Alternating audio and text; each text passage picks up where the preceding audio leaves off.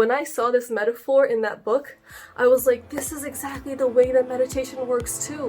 Deep work is meditating on the work that you do.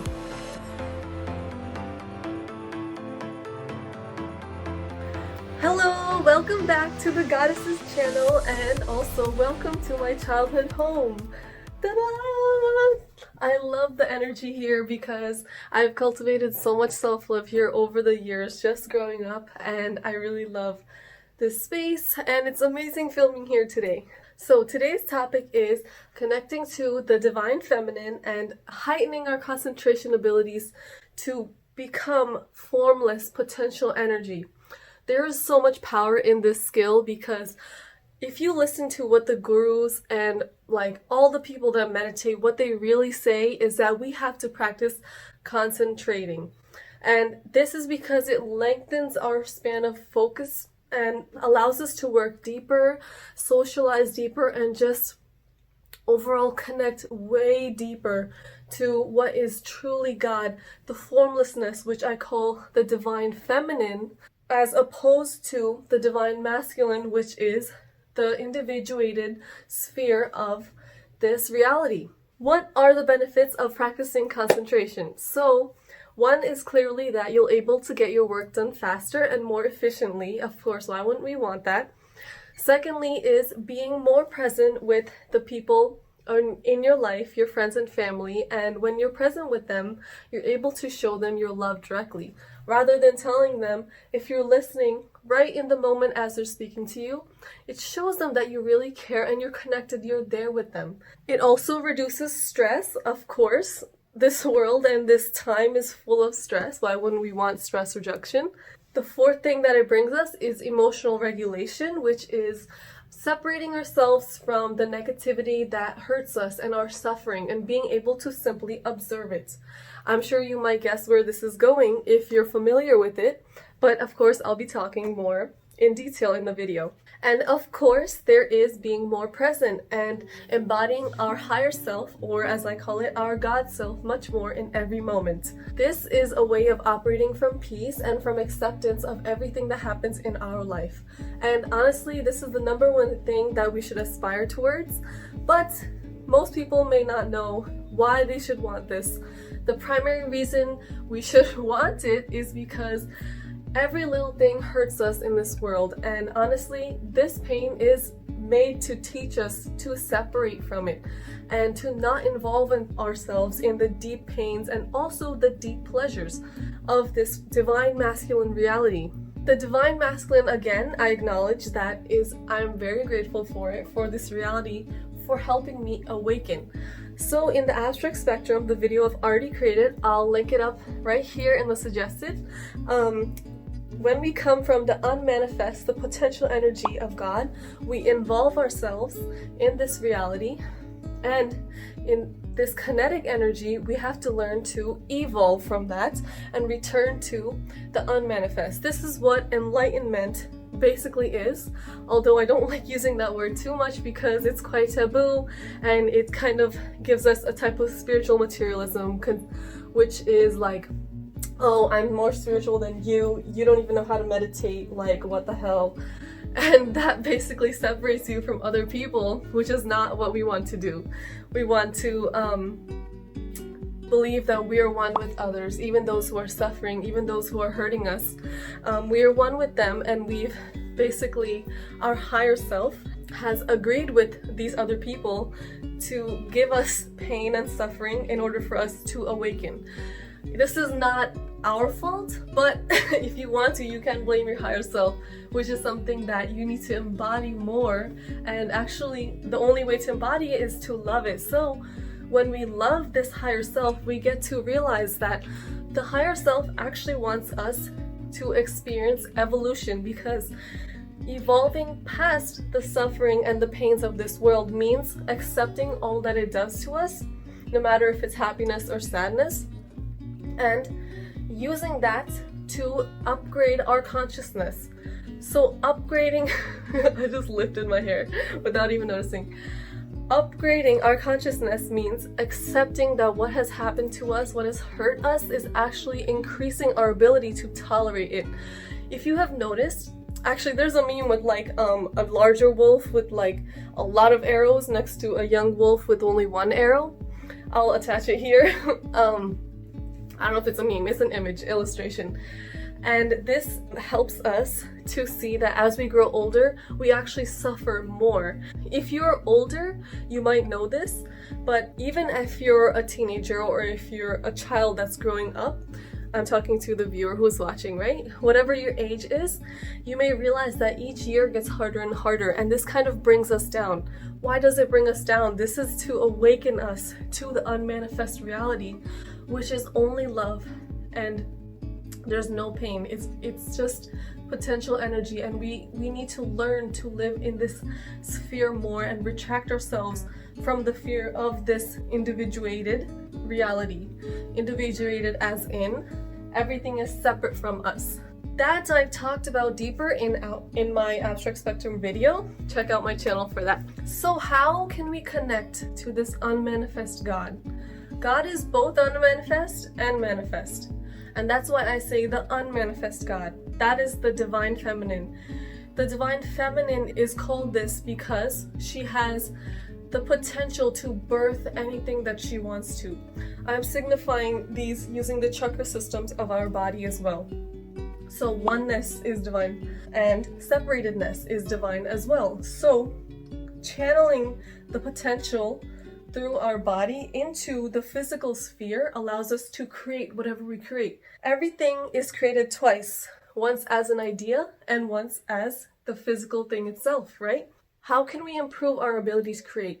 How can we connect to those benefits of practicing concentration that I mentioned earlier in this video? What we need to do is practice focusing. So Dandapani and Sadhguru and a lot of other gurus who work with meditation and Eastern philosophy a lot more, they always say that in this world, in this modern reality, we practice distraction. So we use apps that shorten our attention spans. It was Vine who had 7-second videos. Now it's TikTok with fast videos. It's Twitter with one-line tweets, or even if it's 280, that's quite a short amount of time to read something, right? It shortens our attention span, and that decreases our ability to focus, to concentrate. What we really need to do is practice non-distraction. If we're already practicing distraction every single day with everything that we use, electronics or talking to a friend for 2 seconds rather than for 20 minutes or 2 hours, right? We need to lengthen the amount of time that we are not distracted, in fact, and do things that increase our ability to focus and concentrate more. Cal Newport wrote a book called Deep Work. I'll attach an image here, and I'll also add the link to it in my description. So deep work is about cutting out shallow work. What is deep work and what is shallow work? Shallow work is easy to understand. It's what I just explained. You basically work on tasks that take 2 seconds or even 2 minutes of your time. You get out emails quickly and you feel rewarded. Well, oh, I got 50 emails out of the way today. But what this book actually advocates is that in this attention economy, our greatest skill is the ability to concentrate deep and do deep work. And that means sitting for long amounts of time, even if it's an hour or 2 hours, and doing one thing, focusing on it solely, and stretching our attention span. This takes a period of time. You have to do it over a course of weeks or months, and then it will stretch. You won't be able to do it immediately, but people like Cal and others like him who work deeply can actually work continuously for 3 or 4 hours, and they are working so deeply that they get so much done. I mean, if you use a lot of attention shortening products, you might think, whoa, 3 or 4 hours? I can't get that much done in that time. Honestly, I'm not the best at this either, but I know that increasing my attention span and my ability to focus is my best way to connect with the unmanifest reality. So you might be thinking, what actually gets done in 3 or 4 hours? Like, I can't even get through like 10 pages of my textbook. It definitely takes me like 8 hours, even 2 or 3 days to do that. Well, deep work is the ability to work efficiently and faster. This is because you are so deep into something that you are actually connecting with God as you're working with it. The book doesn't talk about this, but me, from my study of meditation, realized this immediately once I started reading it, that working deeply is going deeper down the abstract spectrum, closer to the unmanifest reality, and connecting with God and seeing the God in whatever you're doing. This was illustrated so well by the metaphor that Cal Newport gave in his book using architecture. He described a staircase, or steps basically, rooms that start at street level. Say you want to make a beautiful new album, you're a music producer or you're a singer-songwriter, right? You want to make a new album that has so much soul in it. Okay, this is just an example. You could be any type of worker. It starts on the street level. Here you get to explore, this is the first room, you get to explore, oh, your favorite artists and artists similar to them. You're listening to them. Okay, this is good. Oh, you're getting in the mood of it. The lower room will be, okay, so now you're seeing the notes behind this music and the inspirations that these people had behind your favorite songs that you really connected with on the first room. That's amazing. Okay, then you go a little deeper, and then there's a bunch of tools, or there's a bunch of word phrases that you get to play with. You're like, this connects so well. Whoa, this is amazing. Like, this is starting to sound like something. But you're not there yet. You're not that deep yet. You're still exploring, and you needed that inspiration, and you needed the backstory in order to connect even lower. And you're there, you're creating. And then on the fourth room, you're starting to realize that this is actually hard work. But I'm already so far down here. Should I go back? Well, deep work is going farther and farther down these rooms. Shallow work is when you come, you listen to the music. Oh, you might read a little bit about it. You might be able to read the notes, maybe not, you don't care. You come back up, you listen to the music, you're enjoying yourself, and you leave, you go back to the street. But deep work is entering those rooms and taking consistent choices to go farther and farther down. This is so beautiful to me because I'm a visual learner, and when I saw this metaphor in that book, I was like, this is exactly the way that meditation works too. Deep work is meditating on the work that you do. In that fourth room, you're starting to put things together and you're having a little bit difficulty, but once you cross that line of hardship, everything sounds beautiful and your soul is starting to connect with it, and you're starting to realize that, like, am I doing this, or is another thing using my body to do this? A lot of people say that God uses their body to help other people, whether it's artists, whether it's philanthropists, whether it's doctors, whatever it may be, people who are adding to this world. Even in articles that I've read and advice about choosing your career, it's about making yourself useful to this society, right? When we channel God and we embody our God self, we need to use our body and mind in a way that heightens society and helps other people. For this musician, they are getting channeled from God and they are starting to put things together. And the only thing that helps them cross that hardship of what goes together, is this right? I'm getting insecure, blah, blah, blah, is God keeps pushing them because they're getting closer to the abstract spectrum, the unmanifest reality of God, the darkness, the nothingness. Whereas higher up on the street level, they're on, okay, this is fun, oh, this is hard, no, hello, da. There's like so many things going on. This is the shallow work. But as you go deeper, this is the deep focus. And time actually spreads farther and farther apart. If you've ever realized when you're doing something that you love, time is so stretched. And you come back out of doing it and you're like, wait, only an hour has passed? Damn, that felt like 3 hours, like 5 hours. How was I there so long? Time stretches for you. Time is only measured in our perception. People have reported when they take a certain amount of drugs, or if you ever realize after exercising, time is either faster or time is longer. When you wake up, time doesn't feel like it exists.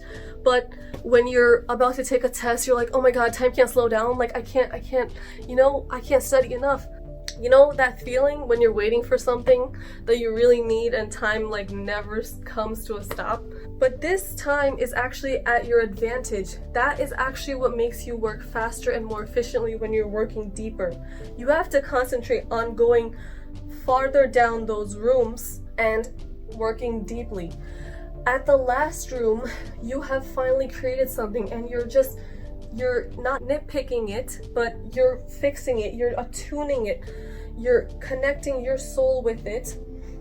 Basically, more of your God self is creating that rather than your ego self. Because you're so into that thing that nothing else matters. All you want to do is do that thing right and make it beautiful, make it resonate with your soul. And when that musician comes back out with this album that they've created, everybody listens to it, they're like, wow, this rings so amazing to me. Wow, how did you make this? I could never ever be able to make this. Anybody could do this. If your passion aligns with that, anybody is able to concentrate deeper. It's just the ability to lengthen your focus, your attention span, and go down those levels and work deeply rather than shallowly. Do not get distracted. Don't practice distraction, rather practice focus. If you meditate, I'm sure this sounds very familiar to you. Meditation is going down these rooms as well. It is so difficult to stop these thoughts, but we have to keep sitting there still, observing, just breathing. We go down, we strip the layers of our ego self, each like 5 or 10 minutes. And finally, when we're at the deepest core of ourselves, basically what I imagine when I meditate is, I'm gonna draw it for you. Okay, if this is me meditating, right? This is the top view. Can you see that? This is my head and these are my legs. So there's all these layers that I must cross. And at the deepest layer, I feel this deep, dark blackness and nothingness. And here, when I come and reside in this deep darkness, time stops existing. It's crazy. It's like totally aligned with the example of deep work. Meditation is work. It's our ability to rid ourselves of the thoughts of our ego, stop connecting with them, throw them away. If we can't throw them away, we just observe them passing. We observe the thoughts passing. We watch them from this receded dark soul of ours. We watch them go by. And that takes a lot of work too. People are recommended to start meditating 5 minutes a day, but once you get into it, you can start doing 10, 15 minutes or more. I've gotten to the point of doing 20 minutes and I do hope to stretch that more. 𝙃𝙀𝙎𝙏 Chopra is known to like meditate 2 hours in the morning and I think like 2 hours at night. That's crazy. Like he literally lives in the unmanifest divine so much. That's really admirable to me. So if it's hard for you to lengthen your ability to focus, if you're not doing anything that you're particularly passionate about, I recommend you do go down this meditation path and try to stretch your focus. Although I would say do both, right? That would be the best. Lastly, I want to mention how viewing art takes focus too. So in The Doors of Perception, a book written by Aldous Huxley, I'll put a picture and I'll also put it in the description below if you want to check it out. He talks about how he took the drug called mescaline. It's basically a hallucinogen, you could call it, similar to LSD. It's used in the sacred ceremonial practices of Mexican and South American people in the ancient times. Well, even now, but that's when it was used widely. So he takes this drug under the supervision of a medical researcher. And the researcher follows him around as he experiences the world, and he records on a tape recorder what he says throughout the whole time, or what he feels, or what he's expressing. Aldous Huxley doesn't actually see anything that amazing. He is sitting in the regular research space, which I'm sure if you've seen movies or you've gone to a lab test yourself, it's not really that beautiful, like it's just walls and like maybe a gray couch, maybe like plastic chairs, right? He gives the example of focusing on the leg of one of the sofas, and this drug allows him to see it so beautifully. Like he sees movement in it and he sees colors. They're coming to him so beautifully, not in the way that LSD does it though. It's in the way that whatever it is already is becoming so beautiful to him. He's able to perceive the divine quality of that leg of the sofa. I mean, who would think? Why are you observing the leg of a sofa unless you're like a luxury antique critique or like, you know, like, or furniture maker? Who would be looking at something like that? Even like a boring one in a lab room. But he focuses on it so deeply. That's what the drug allows him to do. Focus and focus and focus. And see the beauty, the divine behind this furniture. And it doesn't even resemble furniture for him anymore. Furniture is just the way to identify it, right? In our reality where we have to identify things, our ego needs to understand what's around us in order to orient ourselves and benefit us, and basically know how to use the things in this world to maneuver around them or see if it's hurting us, right? That's the only reason we need names. I'm sure Huxley didn't even know what he was looking at. All he knew was that it's so beautiful. And his tape recordings show this, because he says like, wow, I'm able to see, I'm able to feel such oneness with this leg. Why is it so beautiful to me? There's like molecules in it that I can perceive, and he was truly connecting to the potential energy behind it. If you are a lover of art or you're creative in general, you might know this feeling when you're listening to or you're viewing a particularly beautiful work of art. It stops becoming you that's observing it. Your soul starts observing it instead. You feel such oneness with that work of art, and when you observe it, you don't feel separate from it. You feel as though the perceiver and the perceived are actually one. That is the amazing quality of deep art. That is what that musician created by going down all those levels of that architecture, the deep work architecture, channeling through his soul, creating, presenting. It awakens something in people when they observe and view it. It strengthens our ability to focus on the mundane around us and just feel that there is godliness in all things. Do you like my pajamas? I'm still in quarantine. There is this feeling when you come out of watching a particularly beautiful, soulful movie that is, wow, my life is also a movie. Or when you come out of watching a particularly beautiful ballet or, you know, an improv dance session, then you start believing, wow, look at me, I'm dancing the way they are, even if you can't even do it, right? You know, you're just like, wow, everything is art, and I see what I just saw everywhere. You're connecting with that godliness of it all because you focused on it so deeply. That thing allowed you to focus on it because it was soulful, because it had the quality of God in it, that all you could do is connect and merge with it. Essentially, we do not need drugs to connect with God in this way. I already gave you 3 ways, and I'll repeat them now, to strengthen your ability to focus and go into the unmanifest potential energy of the divine feminine God. Number 1, that was stretch the periods of time that you work. Start from 15 minutes, 20 minutes, 30 minutes, and if you can't go more than that, just stay there. Stay there and do not be distracted. Practice concentration. Thirdly is meditation.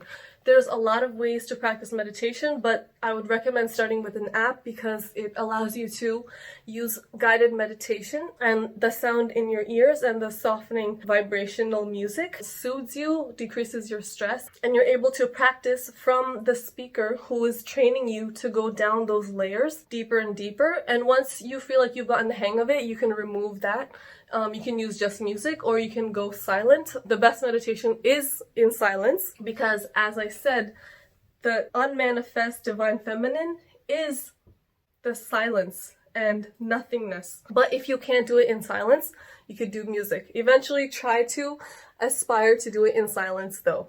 And number 3 was appreciate art and connect to deep levels of art making. Both, I would say, viewing and making art are very similar. You are able to observe the godliness and the creative energy of this divine feminine, which is channeled down into the divine masculine. It is actually the divine masculine that allows you to channel from the divine feminine down into the physical reality. So it actually brings the oneness of it. Yeah, try to make more art or view more art, and that is how you can connect to God more and strengthen your ability to concentrate and increase your focusing ability. Thank you for watching throughout the whole video. If you like my content, you can always subscribe and watch more of it. These videos take a lot of hard work. I have like all these notes here that I look at all the time. I would really appreciate your support, and thank you. See you next time.